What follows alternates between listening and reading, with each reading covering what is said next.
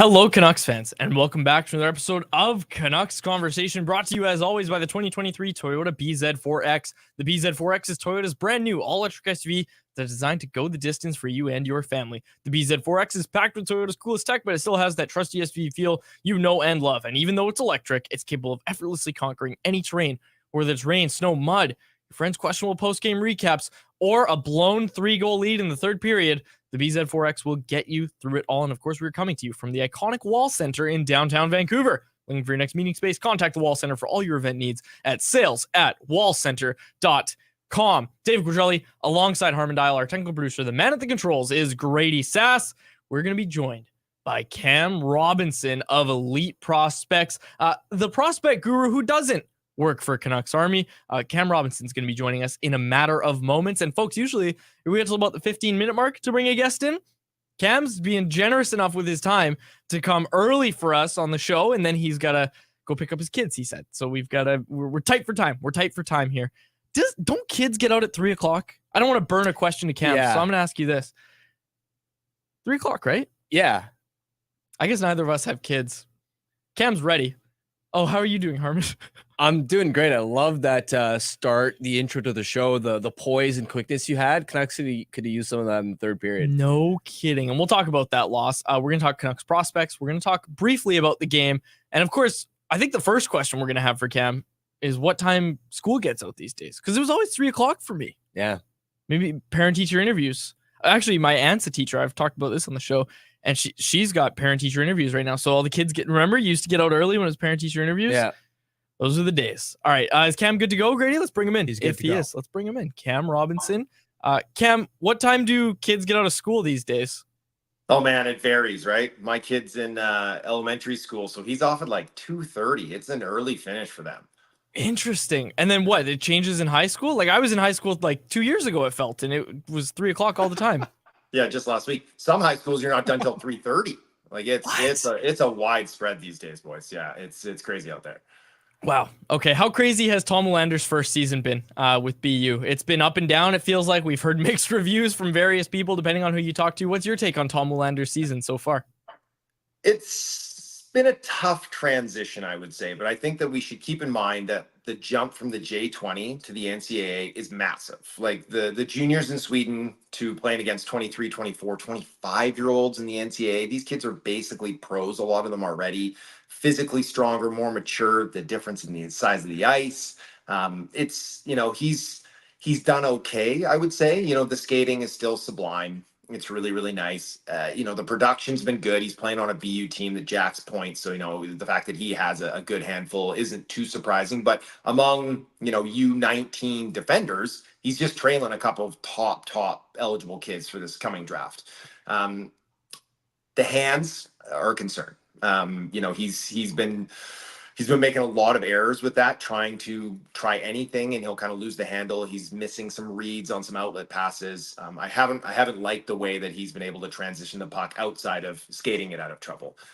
So I think that, Canucks fans probably don't want to hear that too much, that they're kind of their gem on the blue line prospect, someone that they selected over a kid like Zach Benson and some of these other players that are looking that they could be high-end forwards, that he's not off to the quickest start. But, he's a freshman. He's still really young. We knew that coming over there, it was going to be a transition. It was going to be a difficult one to start. I would have liked to see him clean it up throughout the season, but he kind of looks to be about the same player he was 2 or 3 months ago. But patience is going to be key. He's kind of a trendsetter here. He's a pioneer going from that Swedish junior to the NCAA. Not a lot of kids do it. We're hearing rumors that Alexander Zetterberg, no relation to the famous Zetterberg, but that he's going to do the same thing, that he's going to leave the J20 and he's going to go head over to the NCAA and probably play for BU next year. So Wilander's kind of setting the stage for more Swedes to do that, which is cool anyways.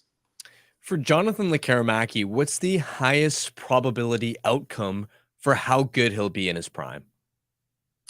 So I've been pretty steadfast in my assessment of Lekkerimäki, is that I think he's going to be more of a second line winger that maybe won't drive play for you, but can be, not necessarily a passenger, but someone who can find his spots and he can score goals and has that one-shot goal-scoring ability. But then he can be a real weapon on your top power play unit. Now, I will say the best thing that's happened in his development so far is he's added some snarl to his game, like a legitimate amount. When I was in Sweden there for the World Juniors, I was legitimately impressed with how hard he was going in on the forecheck, how his board battles, he was getting in there, he's mucking up, he was going hard to the net front, taking some abuse, because the knock on him before was to perimeter. Like, he was forced to the outside, he was kept out there, he's fairly slight, and he didn't really have that battle in him to go into those hard areas. So the fact that he's adding that to his game, and that's transitioned back to the SHL. I didn't catch his playoff game this morning, but it's going to get tighter and tighter as the playoffs ramp up here too. So we'd like to see him continue that, get a good, strong off season of training, come over to North America next year and get into the pro game over here. There is a chance that he could be, maybe not Marcus Naslund, but that type of player, a first line goal scorer. That's the very top of his ceiling, is that he could be a 40 goal scorer. But probably the more realistic outcome for him is like, 25, 30 goal guy that can really be a weapon on your top unit. And then you hope you get enough out of him at 5-on-5 too. Well, when you describe that, a player who is maybe more of a complementary player in a top six role, can score as a one-shot scorer, I think of Brock Besser comes to mind. How similar or different would you compare Lekkerimaki and Besser as prospects? Yeah, I'd say that Besser, the foot speed was always kind of a limiting factor for him as he was coming up, but he always found a way into the middle of the ice and he could uncork that shot. He was maybe a little bit smarter with his ability to kind of overcome the limitations with his skating. Lekkerimaki doesn't really have those same limitations. His skating's not bad. It's better than Brock's was for sure at the same age. So his is that it's just he needs to be able to maximize all of his skills and really kind of get in there and muck it up. But that's not a terrible comparison statistically anyways, is that we could be looking at a similar thing where Brock's having a career year this year. He'll probably get 40, maybe 45 with lesser assists, and Lekkerimaki could have that kind of juice long term too. For Elias Pettersson, the defenseman, he's coming over. We know he's coming to Abbotsford now. What should the expectations be for him? And the reason I'm asking this is because you brought up the transition for Willander from the J20 to the NCAA. But this is a guy coming from the Allsvenskan to the AHL. What's that transition going to be like? Like, what should expectations be like for Elias Pettersson in Abbotsford? Well, I mean, the expectations can be muted because he's a youngster coming over at the end of the season to play in the AHL, and so they should be fairly low. But at the same time, I don't expect that transition to be nearly as difficult as it's been for Willander because of the style and the role that he plays. He's just a pit bull out there. Like, he is mean and hard to play against. You don't want to go into the corners with this kid. He practices his hitting in the warm-ups before games on his own teammates. They run down the line and he just blasts them all. He's a physical kid, and it's kind of a meat and potatoes game, which should transition really nicely to the AHL, which is a meat and potatoes league. There's not a lot of ice out there. The skill levels, so high, but not quite NHL level high. So the timing space is taken away. It can be a little bit sloppy. So he's probably going to get a bit of a wake up call to some speed on the outside when he comes over. But he has a good pivot. He has good four-way mobility. But I think the straight up and down north-south game that he plays should transition fairly effectively. Again, we're just going to get him in the lineup. They're going to get him in there and get his feet wet, and so that he has a better understanding of what he needs to do next season. And I think that there's a very real chance that this kid could step in and be a top 4 guy in Abbotsford next year, and then, have a full season like that and be knocking on the door for NHL minutes. He's not that far away. There were quite a few teams at this year's deadline that traded away a first-round pick, including the Canucks. What does the, from 20s onward of this year's draft kind of look like? Is it a bit of a weaker year? Yeah, it's not a down year, but it has less pizzazz, less cachet. Some of these other years, you can look at some of these players coming out of 15 and beyond that you're like, they have a wart or two, whether it's size or skating or perimeter player or whatever, but they have this like high upside if everything breaks right. There's not a ton of those guys in this draft once you get out of the top 10 or 12. Of course, there's always going to be some surprises, probably some kid picked in the 60s that might end up like the 3rd best player in the draft.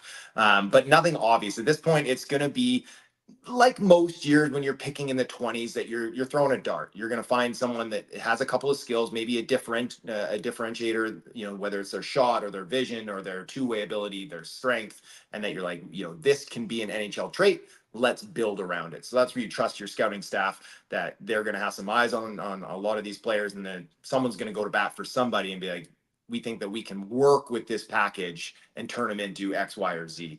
Because you won't be looking at a guy being like, that's a top 6 winger, that's a top 4 defenseman. They just won't be available at that point of the draft. Cam, what did you make of the Canucks trade deadline? They choose not to trade any of their prospects away. Like, what did you think of their deadline as a whole, the NHL Canucks? I was fine with it. I mean, obviously everybody's looking at the kind of the arms race going on in the West there and being like, they got to do something. They need to keep adding. And obviously it would have been great to add another top 6 winger. I'm sure they would have been thrilled to do that, or, a number 4, 5, 6 defenseman, someone that can actually play 15 to 20 minutes a night on that blue line. But, they did their heavy lifting early, right? Obviously they got Lindholm. It hasn't broken right yet, but that's why you get him early, is that you hopefully get rid of that hiccup time, and then he can maybe figure it out in the playoffs. Zadorov and bringing in Casey DeSmith early and Lafferty, they've kind of did their work ahead of time, probably paid a little less except for Lindholm to do so at those stages. And so I think that they feel comfortable with the team. I mean, the record speaks for itself. They've been excellent against top teams. So they have to trust kind of the chemistry that they have in the room, and that the cap space was kind of king at the end of the day. Cam, in your mind, who is the Canucks MVP this year? Yeah, this one's easy for me. It's Quinn Hughes. I think he's leads all defensemen in points and even strength points, and he's their leader on the blue line. When he's going, the whole team's going. When he's not, you can see it's kind of a bit of a struggle. Should win himself his first Norris. I mean, he could be up for the Hart legitimately this year. He'll probably, he probably won't be a finalist, but he could be a guy in that, 4, 5, 6 spot for a Hart Trophy. So for me, he's the kind of the beating heart on this team. It's been great to see him do it as his first year as captain too. So yeah, no, he's the MVP for me. All right. Well, we were going to do that for our next segment, and Harmon and I came in the studio and we were like, who's the MVP? And both of us think it's Quinn Hughes. So it might not be super interesting now that all 3 of us are agreeing that Quinn Hughes is the MVP. Thanks so much, Cam. Really appreciate you taking the time today. Of course, boys. Thanks for having me. There he is, Cam Robinson. You can find him on Twitter at hockey_Robinson. You can find his work over at Elite Prospects. Work. Little voice crack there. It's all good. We'll come out of it. We'll come out of it just fine. All right, we've got a lot of interaction in the YouTube live chat, and it's going to be good because later, to set up anyone else, we're going to talk about the Canucks team MVP. We both think it's Quinn Hughes. I thought it might be a little more of an entertaining segment, but we'll make it entertaining because we'll still give the case for the other guy, JT Miller. I don't think anybody's coming out here saying, "Oh, Elias Pettersson's been their MVP this year." Yeah, maybe someone might say Demko, but I'm the goalie guy, and every year I say it's Demko. It's not Demko this year. Demko's not their MVP this year, which is crazy to say. I think it's Quinn Hughes, JT Miller, then a big gap between. Then you got Elias Pettersson, Thatcher Demko, Noah Juleson. All right, let's get to last night's game. The Canucks fall 4-3 in overtime to the Colorado Avalanche. This team looked so good through 40 minutes of play, 39 minutes of play last night. 39 minutes and 42 seconds of play. They looked phenomenal. They looked like they were swarming the Avs. They were getting back to everything that we've seen them do in October, everything we've seen them do over this 4-game win streak that they had going into last night's game. They were just so good on the forecheck. They were troublesome through the neutral zone for the opposition. They were so good all over the ice. And I don't know what more you can say about how good they were, but then it all falls apart in the third period. Yeah, that was a tough one to stomach. I mean, that was like whether you want to call it a kick in the nuts, a gut punch. That's how it felt watching that game, because you're in a spot where you're like, there are an endless number of positive storylines coming out of this. You're thinking there are not enough ways to throw praise on these guys, and then it just all falls apart. It really felt like in the third period that the Canucks seemed to lose their poise, seem to lose their cool, because all of a sudden what worked for them in the first period was they were transitioning the puck up the ice so quickly. That's a massive part of why they were having territorial success, was they were connecting on passes, they were in sync, they were getting the forecheck established. Whereas in the third period, I think it started to get in their head a little bit that, okay, Colorado's got some momentum now. You obviously have a couple of, in Ian's Cole case, a critical call go against you, and all of a sudden they started to feel nervous. They looked scared to make a mistake. Started to almost seem like you could see guys overthinking a little bit rather than just playing on their instincts, right? That's what it felt like. They came out flying. They were playing on their instincts. the pressure of the game started to get to them in the third period. The number of failed clearings that they had, the number of botched breakouts. I mean, even for them to get into the situation where they eventually allowed that 5-on-3 goal, it started with Quinn Hughes and Elias Pettersson, of all people, who you would least expect to botch a breakout. They're unable to break the puck out. Then Pettersson takes that, I think it was a slash penalty that gets them into that penalty trouble. The other big part of that night was you had JT Miller going, obviously, and his line at 5-on-5, it was a 2-to-1 goal differential against Nathan MacKinnon. Or at least that's what McKinnon's 5-on-5 numbers were. You won that matchup. If you win that 5-on-5 matchup, you should win that game 9-9. Just going to say it. That should be enough to beat the Colorado Avalanche. That should be enough to beat the Colorado Avalanche. So the thing I said to you, and again, it sounds so sweeping and reactive, but like JT Miller dragged them into that fight last night, and Elias Pettersson's line, not just Elias Pettersson's line just dragged them right out of it. Like I think that was the worst that line's played since they've been put together. Yeah. I think 15% Corsi rating. They got, what was it, 12-1 they got outchanced? Yeah. That just can't happen. And it was Casey Middlestat. It was Casey Middlestat, who back in 2017, a lot of people hoped the Canucks would draft over Elias Pettersson. Couldn't do a push-up, though. Pull-up. Couldn't do a pull-up. Right. Well, Middlestat's legit, but the bigger thing is, like, you had Brandon Duhaime, and I think it was Yakov Trenin on the other wing. Yeah. Right? Like, how many times did Brandon Duhaime get mentioned on the broadcast for a phenomenal game? The guy was a fourth liner in Minnesota.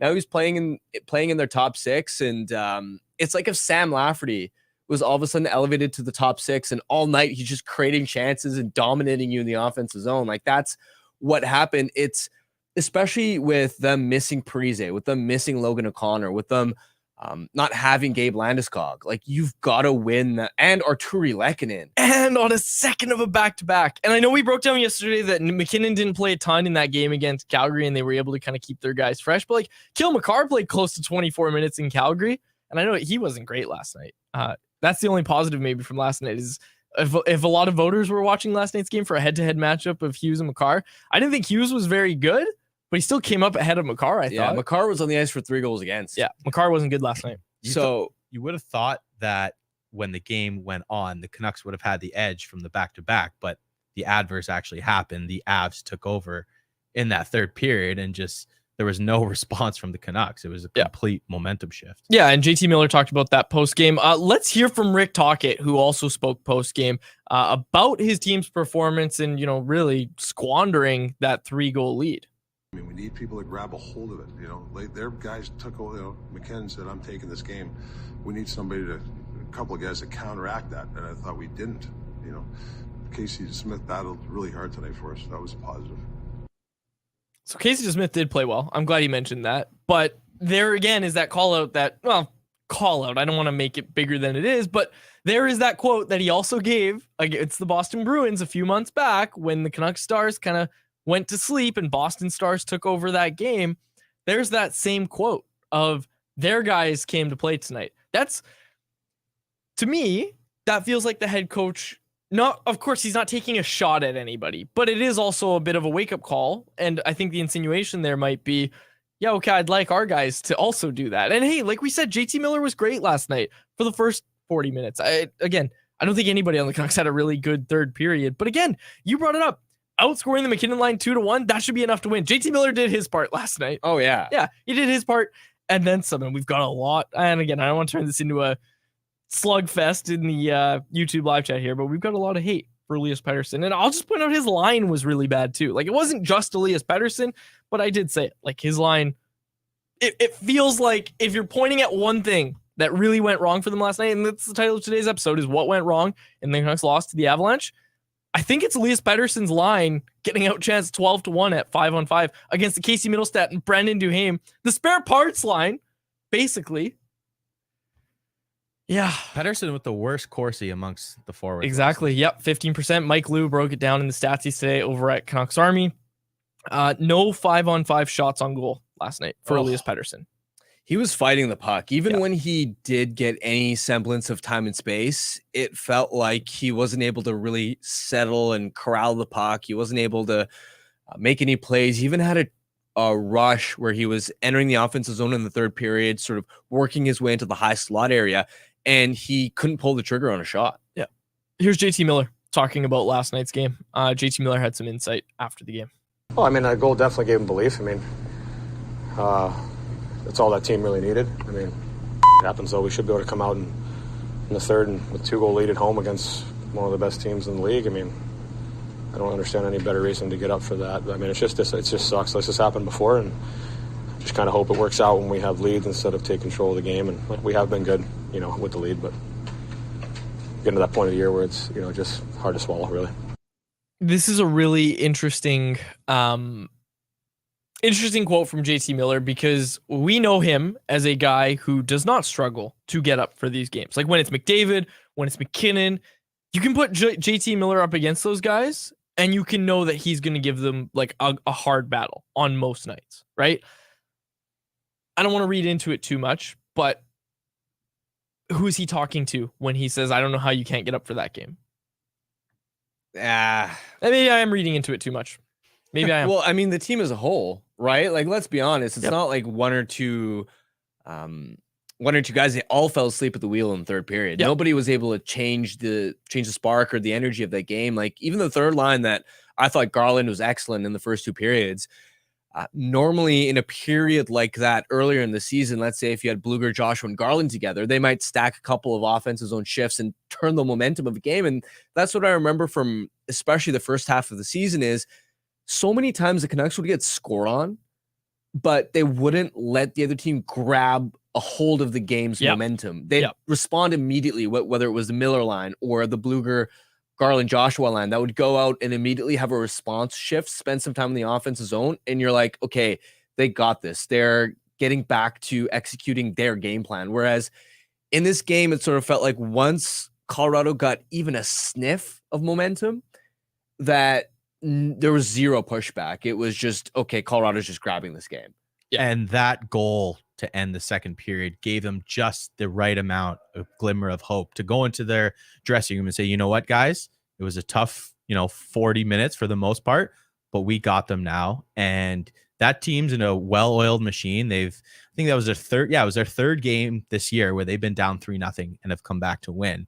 And with their big dogs, you could feel the momentum shift. And then, the Pettersson penalty to start the third, and we all saw the Susie puck over glass and the Cole thing. And I don't want to get into the Cole thing too much, but when you take penalties like that against that team with all that firepower, man, you're playing with fire, and they got torched. That shouldn't have even been a penalty. There were two equally dangerous plays last night when Josh Manson drove JT Miller's head into the boards. And of course, when Ian Cole tried to chop off Nate McKinnon's hand. And both of those were assessed the exact same way. 2 minutes for each of those guys. Have we seen anything? Is Josh Manson getting a hearing or anything? No, nothing. Fine. He dodged it. Okay, so Dolly announced this morning that there was no supplemental discipline. Here's the problem. If JT Miller stays down, which a lot of guys would have, that's 5 minutes, and then they would have reviewed it, and they probably would have been like, oh, yeah, okay, he did drive his elbow into the back of the dude's head. Like, yeah, that had intent written all over it. I can't stand that thing, though. Like, it shouldn't matter whether the player is down or not. Yeah, You've exactly. Still committed the principal act in the moment. Yeah, right? Exactly. And suspensions too. Like, the injury shouldn't matter. But anyways, go on. Then if it was Evgeny Kuznetsov, he would have come back immediately for the power play. Tim Stützle stays down, get the stretcher. Okay, I'm good. Let's go. Let's rock and roll. Or like anybody on the Winnipeg Jets, Mark Scheifele. Yeah.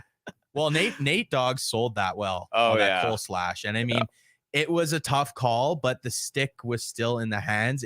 To me, that's a 50-50 call because it's a star player, and we know superstars get that superstar treatment in this league. But, Tocchet's talked about that, like the stick penalties this year. How many times has he mentioned that? You can't do that to that team, no matter if you think it's a penalty or not. There was other penalties in that third period that ultimately cost them. Yeah, I don't blame Cole at all, to be honest, for that, especially in a 5-on-4 situation. Yeah. Like, that's a really, really tough break to go against. And then you have the Hughes penalty. I know. Right? So it's like, like you just mentioned, what you're alluding to is that on a 5-on-4, that Cole penalty doesn't usually get called. A 5-on-4, even the other way, that Hughes thing usually doesn't get called. But I saw people pointing out that look, we saw a lot of game management last night for sure. But that Hughes penalty, someone pointed out, was probably because they missed something on Lafferty earlier in the game.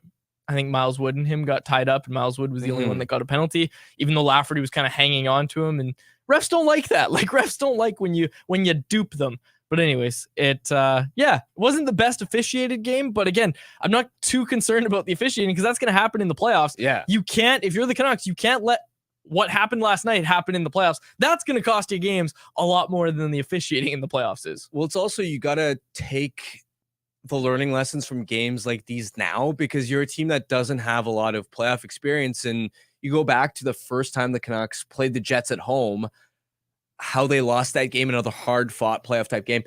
It was physical. It was chippy. And what did we see in the third period? Canucks getting a little overzealous, getting too wrapped up in the physicality and the emotions, chasing hits, and that resulting in a costly third period. Well, I looked at that game and went, well, good. I'm glad that they got their experience in that type of game in, I think it was February, rather than going through it in April. And now it's cost you a playoff game. Same thing here. Exactly. I really hope that you can draw some learning lessons, some experience from how to hold your composure and how you really, even up 3-0, you can't let them back. You can't let a team like that sniff anything. And even if they do, like, as much as we want to talk about, yes, that goal at the end of the second period was a huge game changer. Still, you're 3-1 up going into the third period at home ice. Like, you should close that out 10 out of 10 times. Yeah, and how had different the late does power play too? Like, Hoglander had that chance that, you know, if he roofs it over the glove, who knows? The outcome's different. But the fact of the matter is, Colorado goes 2 for 4 on their power play. Canucks 0 for 3. Special teams was a factor in this. How different does that game look if Elias Lindholm buries that chance he had? Right? Yeah. To put him up 4-0, like, that's the dagger. 3-0 is usually the dagger. Well, But 4-0. immediately after he missed that, and Colorado had another chance against, I was like, oh boy, they better not score before the end of the period and have that be a moment we look back at. The thing that was so crazy about that goal was that was the first time all night, it felt like, that the Canucks were lacking defensive zone coverage, like where they were puck watching and they were people watching. They were watching the opposition skate right into their crease. And I think it was Juleson and Lindholm were the two guys. Nobody picked up the guy in the crease. Not one of them. And they couldn't get pucks out of their own zone. They couldn't make, 5-10 foot passes in zone. How many clearing attempts did you see where they tried to go off the boards and out, and Colorado kept it in and they just kept the momentum up? What were you going to say? Lindholm as well, right? On that goal at the end of the second period, don't love his and Juleson's coverage. And then on Colton's rebound, I think it was that goal.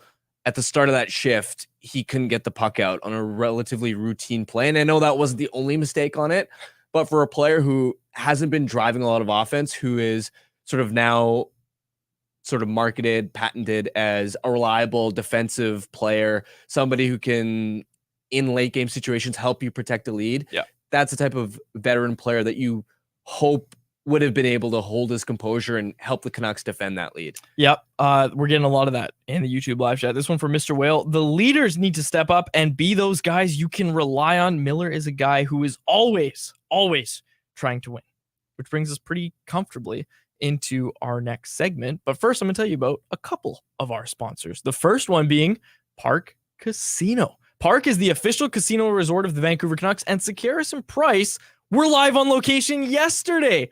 Come grab a bite, watch Sakaris and Price, go do whatever you want at Park. And on days the Canucks play, you can receive 15% off the game day menu with your game ticket at BC Kitchen. Park is just steps away from Rogers Arena, and when you sign up for Encore Rewards, you get $10 free play to use in the Canucks Gaming Corner. Whether it's a game day or just night out with friends, let Park be your place to play. All right, the other one that I want to tell you about. Oh, I'm fired up about this one, Harm. I was practicing this word today because I knew I had to do this ad read, and I'm excited to do it for 4 Winds Brewing. It's the beer Juxtapose. I was practicing saying that word. I thought I'd screw it up. I didn't. And 4 Winds Brewing definitely didn't screw it up. If you're looking for something hoppy for your fridge this weekend, we recommend you check out the 4 Winds Juxtapose IPA, a 2-time silver medal winner at the World Beer Cup. This juicy IPA is tropical and funky at the same time. Available at liquor stores across the province or for home delivery anywhere in BC through the online shop at 4windsbrewing.ca. Look at that beautiful can. Juxtapose IPA, locally owned and operated in Delta, BC. That is 4 Winds Brewing. Okay, this is going to be a short segment. We wanted it to be longer. The Canucks team MVP. The reason I'm doing this is because I saw people on Twitter talking about how JT Miller is this team's MVP. And hey, I was throwing out JT Miller is going to start entering some Hart conversation with the way he's been playing lately. He's been great, but Quinn Hughes is still better. Like, Quinn Hughes is still the guy above him in the Hart conversation, has been all season, should be there still. I'm probably going to put him 5th on my ballot, 4th, 5th. I know you have that rule where your first place Norris winner usually goes 5th on your Hart ballot. I like that. That's actually not a rule I have. I got that from you though. You told me to do that, and I was like, it's a good idea. I didn't tell you to do that as a hard and fast rule. Oh, Maybe I it was just took in it as one a hard and fast situation. I actually didn't do it last year because I had Erik Karlsson first on my Norris ballot, and I was like, Erik Karlsson ain't 5th on my. I'm not putting Erik Karlsson 5th on my Hart ballot. Can't remember who I did on my Hart ballot, but anyways, Quinn Hughes, this team's MVP. Explain. Yeah, I mean, the best way to put it is he's been by far the best player at his position this year.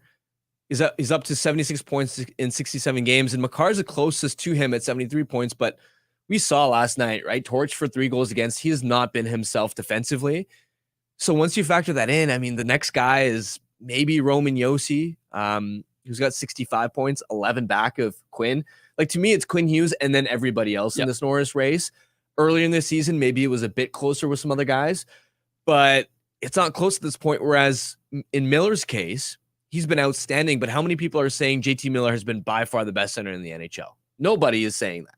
Well, no, right? I mean, every analytical model has Hughes ahead of Miller. And the other thing to keep in mind is, I think we're kind of desensitized to Hughes being a one-man breakout machine, right? Without him, I think for this season as a whole, Vancouver would have a lot of struggles breaking the puck out. Think about before the season how massively challenging it's been for this blue line to transition the puck out of the defensive zone. You subtract Quinn Hughes from that equation, you're spending way more time in the defensive zone. JT Miller is spending way more time in the defensive zone. And JT Miller's looking worse. Like, everybody's looking worse if Quinn Hughes is gone. And that's the thing, is if you take JT Miller out of this lineup, yes, you need to find a new center for your second line or your first line at this rate. Yeah, that's your biggest issue. But you have guys that can step in and you have some more depth. And again, I'm not saying that the Canucks' lack of defensive depth on the left side is what makes Quinn Hughes valuable. But in terms of value to this team, most valuable to this team, it's Quinn Hughes without a shadow of a doubt. If you take away Miller, I think the only argument I can come up with is that Brock Boeser would not have 35 goals on the year. Oh, yeah. If JT Miller wasn't playing the way he is. And JT Miller, like I said, like, in my mind, it's Quinn Hughes. It's JT Miller as a very close second, very close, but he's still second. And then I think it's like a tier below. There's a big space between the next person, whether that's Liz Pettersson or Thatcher Demko. I might lean Thatcher Demko, to be honest with you. I think Thatcher Demko might be 3. I think that's maybe a more compelling argument to have. Yeah. You also agree it's Demko? Based off recent form, I mean, maybe recency bias is kicking in, but yes. Okay, number 4. So. 4 is Pettersson. Okay, I had Noah Juleson, so I'm just kidding. Okay. Yeah, you know what? I hate to say it, but Noah Juleson, not great last night. I think he was on for all 4 goals against. Nikita Zadorov also didn't play great. I loved that he had the Gordie Howe hat trick, but wasn't great at 5-on-5. Like, he really wasn't.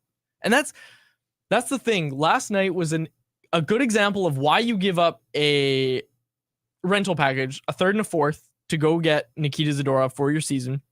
Obviously, Carson Soucy was out when they went and got Nikita Zadorov, but last night was a great example why you go out and get him. You're going to love him during the playoffs. You're going to love him, but you also can't put too much on just Nikita Zadorov. Like, he needs to be in that third pairing role. Yeah. And he's looking for top 4 money this offseason, which is why ultimately, and I know Rick Dollywall had the report today that the Canucks haven't had any contract talks with Nikita Zadorov. He spoke with Dan Milstein, and Milstein, rightfully so, as an agent would, is fine with that because he knows his client's going to get paid on July 1st. Canucks can't be the team to sign that as much as it pains me to say it, the Canucks can't be the team to sign Nikita Zadorov's next contract. Yeah. By the way, I think it's so funny. And of course it makes sense. Agents are going to advocate for their clients, but how big some of these homers are like for their clients, like Dan Milstein calling Nikita Zadorov the best defenseman on the Flames publicly. Or I'm thinking back to, what was the other example that I was just like, man, this is blasphemous. There was a different agent. It wasn't also Alan Walsh. Alan Walsh. Okay. Not with Philip Roenick, although he's been calling him Phil the Thrill as like a hashtag, which nobody. It's like every It's time gonna catch on, hashtag, dude. No, it's not never catching on. But I remember he got into a huge fight with Dom at the Athletic, trying to argue that Jonathan Huberdeau was worth MVP. Oh, I remember this. That's right. Just like completely slandering Dom, and got to the point where he's like, was tweeting about how he's spoken to other people at the Athletic that don't have respect for what Dom does, and I'm just like, dude, chill. Like, It really makes you think. and now look at Huberdeau since. Yeah, it really makes you think. Oh, that'd be a good segment for the summer. The most blasphemous things, like go back in history, the most blasphemous things agents have said about their clients. There's another one, but I don't think I should say it. I know exactly. It's also from Milstein, right? Yes. All right, don't say it. We'll save it. I don't want to be too mean It's to not. Vancouver's AGM. Well, now Calgary's 8 clients out there. Losing has Chad 8 Knight. clients? Yeah, 8 clients on the Flames Yeah. now. Holy I can't name crap. them off the top of my head, but Kuzmenko's there now, right? Yeah, I mean, the Flames just love their former Canucks. They do love their former Canucks. Man, anyways, okay, we're not going to talk about the Flames. We're not going to get moving on the Flames. All right, what else do we have here? Yeah, the MVP thing. I was really hoping that'd be a more fun segment. It really wasn't. I thought I'd be able to play devil's advocate more for Miller, but it's just disingenuous to come out here and say, yeah, JC Miller's been this team's most valuable player over Quinn Hughes. If you were doing it in the calendar year of 2024, I think you could make the pretty strong argument that it's Miller first. But overall, for the whole body of work of the season, I like what you said, Quads, and I messaged you this. Like, if you're taking away Quinn Hughes from this team, they are so screwed. Philip Hronek isn't having the year he is. If you take Miller away, yeah, they'll be in trouble, but they have other guys that could fill in maybe, I don't know, half of his production, like Lindholm, Suter types, right? All right. We ignored the chat, and we shouldn't have, because the chat is very pro Miller. Yeah. The chat is very pro Miller. This one from Quinn de Gregorio. Oh, that's a name you can trust. Hello, Quinn. This one, MVP Miller, because he has continued to play against the best players and has scored many OT game-winning goals this season. I raise you this, Quinn. Without the other Quinn, without Quinn Hughes, not only do the Canucks not get to overtime in a lot of those games, he's also against the top competition. Like, he's playing out there with Miller. Quinn Hughes is always matching up against the top competition. So I get what you're saying, and you've got a name that you can trust. But yeah, I just look at that and say, without Quinn, I don't think this team is getting to a lot of those places that they've been this season, including overtime. Well, also, Quinn doesn't have as many like loud, fun highlight reel moments as like a JT Miller does. That's true. Which sounds crazy to say because Hughes has racked up so many points, but most of what he's doing when he's producing offense are assists, or he's consistently just breaking the puck out. Like, what's going to stand out to the average viewer more, or seem more exciting or more impactful? Like, over the course of, let's say, a game, I don't know what number you want to throw out there, but like 10 perfect zone exits that help you spend the majority of your shifts in the offensive zone, or like one rush that sets up an Ilya Mikheyev goal, right? It's going to be the rush that sets up the Ilya Mikheyev goal, especially when Miller's also throwing the body and he's physical, like skating it through the neutral zone. Like that one was like a chip and chase to himself. Like, he chips it in and he's the first guy on the puck. And like I said, I think we're desensitized to how sick Quinn Hughes is as a skater. I think, and I hate to say it, but like, and the YouTube, and again, I said YouTube chat is very pro Miller. The poll that we have in the YouTube chat, 68% of people say Hughes, 24 say Miller, 9% Demko. So it's just a few people that are very, very pro Miller here. But I hate to say it, but like, it would take like a 2-3 game sample size without Quinn Hughes for people to be like, okay, I was wrong. Quinn Hughes is this team's engine. Well, also, I remember, I think it was one of the games against Chicago where Quinn Hughes didn't even cross my mind as though he's having a good game. But then I saw a bunch of tweets from Chicago beat writers saying, wow, Quinn Hughes is amazing. Look at his skating. Look at his playmaking. Look at how he drives this Canucks team. And I'm like, wait, what? Like, this seems This like was an off night. this seems like such an ordinary night. And I think, again, I do think just because his moments aren't as loud, it's more the accumulation of he's making a sick play almost every shift that he's driving possession and sort of setting the table for others, which doesn't seem as sexy as JT Miller, sort of the one shift where he's going to single-handedly set up a goal for himself or his teammate. Nick P, depressing that PD isn't anywhere near this conversation.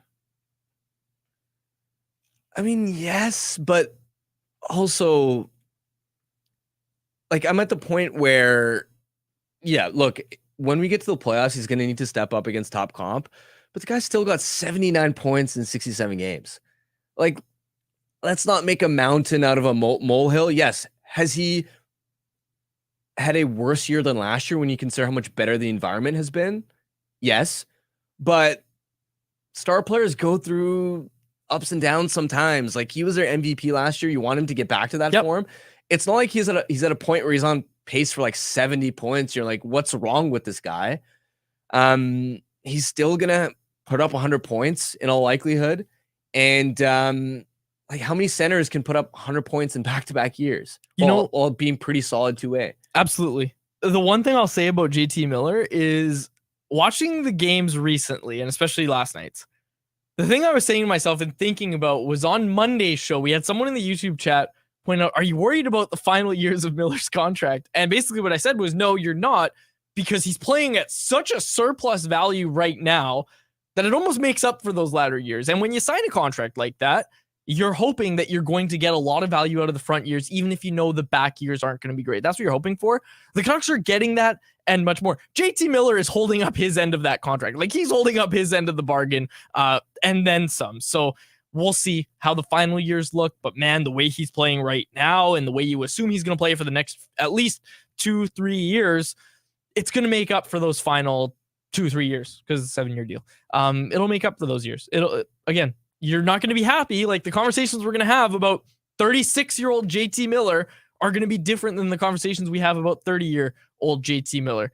But Uncle Quads, how old are we going to be in 30? We're going to be 30 at that point. 30-year-old Quads and Harmon are going to tell you to think back. All these young kids in the chat that aren't going to remember the prime JT Miller aren't going to remember all his riz. All his riz. That's right. We'll tell everybody about the JT. That's a riz. running bit, by the way. That's not a serious thing. Yep. People know the riz bit by this point. Well, I mean, sometimes you have new That's listeners. true. We did get a lot of new listeners after the trade deadline. We should do like every quarter of the season, we should do a rundown of all the bits we have, all the inside jokes. Say the word riz, it's never unironically. It's always ironically, please. It's always satire. Satire. Yep. Should I transition to anyone else? Oh yeah, anyone else? Go ahead. All right, folks, it's time for anyone else presented by DoorDash. It's our listeners' chance to get involved and hit us up in the YouTube live chat. And it's also our listeners' chance to get 25% off and 0 delivery fees on their first order of $15 or more when they download the DoorDash app and enter code NATION25. Offer valid in Canada, subject to change. Terms apply. Double Dash is clutch. I think I used it. On here the we road. go. Oh, yeah, nice. What did I grab? I grabbed some Chipotle. Nice. And then I realized I wanted some protein bars because I'm in bulking season, right? I'm trying to put weight on. Yeah. And on the road, you don't get to eat as much. So I figured, quickly order some protein bars. Had protein bars and Chipotle. Can't beat it. Can't beat Double Dash. You can't beat Double Dash. Yeah. Yep. So go check it out. If you haven't used it yet, like Carmen said, Nation25 is the promo code. 25% off your first order with DoorDash. Hey, if you use some Double Dash on that, make it a big order. Use Double Dash. Okay. I wanted to get this one right away because it really felt like that MVP segment just turned into anyone else. So we're just going to continue reading the YouTube live chat. Jack Maloney, and I like this take from him. I like this point because, hey, as much as, I'm stirring the pot today and we're talking about Elias Pettersson, Jack's pointing this out. Last game wasn't great, but Elias Pettersson's been great the first 4 games since he signed that contract. The 4-game winning streak that the Canucks were on Elias Pettersson was great during those games. Yeah, and you think about that LA goal, that's the game-breaking moment that turned the tide in Vancouver's favor. And obviously, JT Miller had the overtime winner, but Canucks don't get into overtime if it isn't for Pettersson giving them that juice against the stingy LA defense, the way that he came off the bench and dangled into the inside. Like, those are the types of moments in playoff-like situations where there isn't a lot of space. You just sometimes need elite skill to take over, and he did that. That's a big reason why the Canucks won that game. Yeah, he hasn't been on the same level as Miller, especially since the calendar flipped to 2024, but let's not act like he hasn't been important, especially in January. Like, he was so good in January too. He was scoring at a 3 quarters per game pace in terms of goals. He was nuts. Yeah. All right. This one from PHS in the YouTube live chat. And that's what I'm going to have to call you now. Sorry, man. Hot take. The Canucks should do a sign and trade with Hronek to a rival team. His contract at $8 to $8.5 million will be an anchor without Hughes carrying him. Borderline nurse tier. This is really interesting because the Filip Hronek discourse is starting to pick up in the market naturally, as it would. And look, like, we all know how media works. We know that there is the team and there is the agent. And it feels like the team got their message out first, and now the agent is trying to catch up and get his message out. So you're seeing half the media talking about how Filip Hronek's definitely getting at least $8+ million, and then you're seeing the other half say the Canucks aren't going to sign that. The Canucks are going to look for this range. Personally, I love it. I love how media works. I love how it all works. I love, the back and forth, the leaks. Yeah, the leaks. Yeah, and it's not even leaks. It's just leaks. Like, it's not even leaks. There's no actual information. It's just that, hey, this is what I think. The agents and the team is talking to their guys in the media, and they float things out, and it's used essentially as negotiation tactics. Yeah, and it's fun to follow along. But let's answer this question, because I'm not getting this take from anyone, but I'm kind of in the camp that, okay, it's like Zadorov, where, yes, you like the player. Love me some Nikita Zadorov. But for the Canucks and the situation that they're in, there has to be a limit of where you're willing to go. And I think, although it sucks because you just gave up a first and a second round pick for him, and he's been a pretty solid fit on this team, you have to have the same principle and the same philosophy with Filip Hronek. And I think the range that I start to look at and say, okay, this is too much, is about $7 to $7.5 million. Like, I think $7.5 million, I don't call it an overpay because I think that's such a dramatic term, but, like, It's pushing it. that is pushing it, man. Like, 7.5 is a bit much for Filip Hronek on, like, an 8-year deal. Like, I don't know. Eight is where you're thinking about, this guy's an important piece, but I don't know if we can afford to sign at this number. Filip Hronek's yet to hold down a pair this season on his own. Yeah. Like, that's a conversation that we were having at the start of the year when he's playing so well was, oh, what's the contract going to look like? And it's so hard to tell if he plays the whole season with Quinn Hughes. Look at Hronek's minutes away from Quinn Hughes. It ain't good. It's not good. Well, you know what the problem is? Contract negotiations are often built around statistical comps, right? How many points are you putting up? What ice time are you logging? Of course, plus minus goes into it, even though you can agree or disagree in terms of its merit as a statistic. That's what is used to define comparables, to say Hronek should be paid like this guy or like that guy.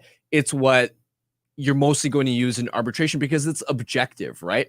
The problem is Hronek isn't as valuable as those counting stats because A, he is in part being propped up by Quinn Hughes, and B, defensively, we know that he has his moments. He's inconsistent, and those are things that if you're in the Canucks situation, for example, in an arbitration case, how would you prove that Filip Hronek is subpar defensively, let's say? Because what metric are you going to point to? There is no metric. You kind of have to lean on the eye test, but what is a third party arbitrator going to think if you get to that point in arbitration? He's not. It's not like the Canucks are going to be able to say, watch back every Filip Hronek shift this year. Mr. Judge. Yeah. And you can see that he's not as good defensively as his plus minus or his goals against rate indicates. Yeah. To get back to the original question though, yeah, I think that's a good idea. Like I think that's the way you would go about having a bidding war, but I also wonder if the Canucks will have the philosophy of we're not going to let teams talk contract with Filip Hronek, because we saw Noah Hanifin basically hijack the trade negotiations in Calgary because he had those rights where he was like, yeah, you can trade for me, but I'm not going to sign with you if I don't like where you are. And he ends up in Vegas. And it was Frank Saravalli's words that Noah Hanifin and his representatives basically hijacked that situation, that trade negotiation from the Calgary Flames. And look, the Canucks don't want to get in that position. If there's anything we learned with the whole Elias Pettersson situation and what eventually ended in a signing, the Canucks don't want to end up in that situation. So it'll be interesting to see. It'll be really, really interesting here. I also think that while I understand the logic of that idea, pulling it off in reality is going to be much more difficult, because guess what? Every other team is going to know that Hronek is commanding this type of number, this type of contract. And if the Canucks are concerned about that number and contract, most other teams in the NHL are going to be concerned about it too, which is going to hinder his trade value. Look, there's still going to be teams that are heavily interested. San Jose would give up everything for Filip Hronek. Mike Greer? No. Come on. Yeah, Mike Greer. But like a halfway, like a middling or a contending team, there'd Columbus. be some that'd be interested, but you're not getting like a massive haul. It would hinder his trade value. And the other side of it too is if you're even entertaining the idea of let's flip him because his contract demands are too high, before you even go down that road, you need to know who's your plan B, who's your check down option to play top pair right side minutes, because those types of defensemen aren't easy to acquire. You That's a need really one good of point. those already in your mind that, hey, we're going to target this guy. Otherwise, you don't want to end up in a situation where it's what, Hughes and some Juleson. It some might be guy, Juleson. right? Say his name, Harm. Noah Juleson. I really hope. Only right shot defenseman signed for next year. Oh my goodness. Say his name, Harm. No. Say his name. I really don't want to think about that type of possibility, and I don't think it will happen. Fair enough. Okay. Grady's telling us we have a Facebook comment. Let's see it here. Facebook comment question. I want to get to it. All right. This one from Matt Jones. No way Juleson should be on to start overtime. We finally got a good defense group, and we're starting our 7th defenseman in OT on penalty kill. This is a good point, actually, from Matt. I was thinking about this because I pointed out that Zadorov and Juleson didn't play great last night. Juleson on for all 4. Zadorov, I believe, on for 3 of the Avs goals. Their ice time, very high. Kind of goes back to that conversation that we had earlier in the year about Tyler Myers. Why is Tyler Myers out against Jack Hughes? Why are those guys out as much as they were last night? Yeah, in OT, I don't have a problem with it because Susie would normally be on the ice. He's in the box. So, I mean, I think that Ian Cole was the other defender, but then who else are you going to put out there? I mean, I don't have a lot more confidence in Filip Hronek as a PKer than I do Juleson. Juleson's best work has typically been on the PK. Normally, Myers might get a look there. Myers is obviously hurt. Who else are you going to roll with? It's very fair. I mean, I don't have any more confidence in Zadorov necessarily. I'd like to see Quinn Hughes kill more penalties. I don't know. You don't agree? I love Hughes defensively at 5-on-5. I loved Hughes, but I don't want him blocking shots or That's anything fair. like that. Keep him fresh for 5-on-5 and power play. He is your most valuable. But in OT, let him kill penalties. But he can do it. No. Why? Because he can do if it. you kill that off, Yeah, he's going to be gassed. Good point. right? This is why I don't coach in the NHL, Harm. See, we'd be a good coaching staff, though, because I'd give you the vibes. I'd be like, well, Hughes is the best player. Put him out there. But also 4-on-3, Juleson almost... He got a large chunk of that McKinnon one-time bomb. What do you want Quinn Hughes? That's a good point. That's a good point. See, that's why we'd be a really good coaching staff. Like we would be. I'd be the head coach. Doesn't matter which coaching staff, but I'd be the GM and I'd fire you right away. Yeah, I'd be like, all right, Harm, give me your best players. I'm gonna put them all on the penalty kill. All right. Sorry, I'm just. You'd be trying to roll out Noah Juleson 22 minutes a night, and I'd be like, dude, I'd have to trade away Noah Juleson, right? Like you hear about this sometimes. It's like Moneyball. They have to trade away the Yeah. guy because the coach is using him too much, and we want you to use this guy. Oh man, that's okay. Did you have anything else that you want to get to before we close out today's show? No, I'm good. All right. People are asking for Filip Hronek contract comparables. Mackenzie Weegar, Damon Severson, Miguel Sergachev. So that's kind of in the range from 6.25, which was Uyghur. I don't have Severson's handy, but I think it's close to. Okay. And then Sergachev's 8.5. Did Uyghurs have the bonus of living Calgary like Huberdeau's did? Like Huberdeau wouldn't have got what he got from Calgary on the open market. Probably would have gone to the open market, but Calgary said, we're going to give you this right now if you sign to live in Calgary for the next 8 years. And Huberdeau was stupid not to take that contract. You also have to factor in like percentage of cap too here, because it is going up. And people are pretty hung up on, well, he can't make more than Quinn Hughes. And while I agree, it's all about what the percentage of cap hit is at the time that it's being signed compared to when Hughes was signed, right?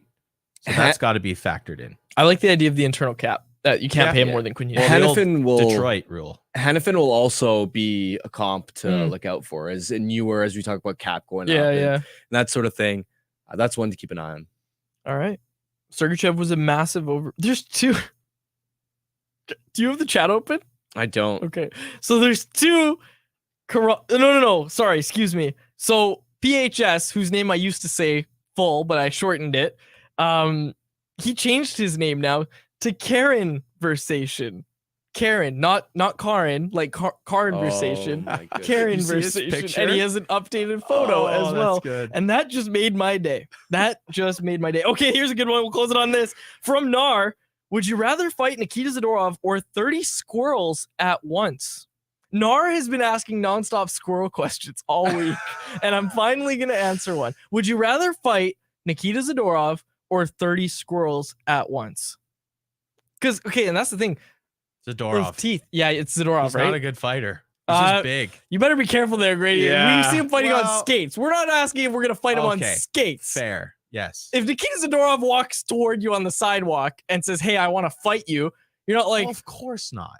Well, that's what you're saying. You're like, yeah, give me Nikita Zadorov. Do I have a weapon? Like against the... No, you don't have a weapon. Like, because what am I supposed to do against 30 squirrels? That's the thing. You'd have to pick them off. 30's a lot. With no weapon too? Yeah, you're right. Like, what are you gonna do? I would need, like, give me a baseball bat or something, for the squirrels. Still come nibbling at you. Give me a baseball bat for Zadorov too, no? I'm just joking. Would probably still lose that. Yeah, the more I think about it, the more I just think, like swing and you just grab it. You're losing. Okay, so let's establish this. You're losing either way. Oh, yeah. Like, you're gonna lose to the squirrels, and you and I are both losing to Zadorov. Oh, yeah. So what would hurt the I'm going Zadorov, because Zadorov's not gonna bite you to death. Right? You hope. Unless Zadorov was feeling really crazy that day. Like, just take one punch and pretend you're dead. Like, pretend you're knocked out. I don't think you'd have to pretend, is what I'm saying. Like, that's actually my thought process. Is like, Zadorov could probably knock us out 1, maybe 2 punches. Right? I just run. How fast is Nikita Zadorov on feet? We're gonna see know. him. I'll talk to him. We'll talk to him next practice. I'm light. I'm fast. I keep in good shape. Do you keep in as good shape as an NHL hockey player? But you have to keep in mind he's a big boy. Like, he's I'm 6'8". I'm still pretty sure Zadorov could run for longer. I'd than rather you could. take my chances running than with fists. Big Russian bear. So I think we've established we both want Zadorov. Me, because I think it would be a quiet exit for me. You, because you somehow think you can outrun Nikita Zadorov. I feel like it's not that I think I could beat him in a long distance. I just think at a certain point he'd be like, you know what, screw this guy. Like, I don't really care. No, in this scenario, Nikita Zadorov has to fight you. What, did I like gritty or something? That's right. Yes, that's right. Yes. All right, we'll close it out there. We're gonna see Nikita at practice tomorrow. Hopefully, maybe we'll ask him. Anyways. All right, we'll close it out there. This is a fun episode, folks. We'll be back tomorrow to talk about more squirrel conversation. For my co-host Harmon Dial and our technical producer Grady Sass, my name is Jake Woodley. Our thanks again to Cam Robinson for joining us. That felt like ages ago on this episode of Canucks Conversation. Canucks Conversation with Harmon and Quads brought to you by the Toyota BZ4X. The BZ4X's fresh look is just an added bonus to its range since you can drive up to 406 kilometers on a single charge. That's enough to get you from Kitsilano to Whistler or Kamloops to Kelowna and back and still be home in time for the game. Now that's what we'd call electric. The best part, by choosing electric, you can get up to $11,000 in rebates and incentives. The BZ4X are in stock and selling quickly, so make sure to visit shoptoyota.ca or your local Pacific Toyota dealer to get your hands on one. Canucks Conversation is live Monday through Friday, every weekday at 2 p.m. over on the Canucks Army YouTube channel. Make sure you like, subscribe, and interact in the YouTube live chat every day with us, folks.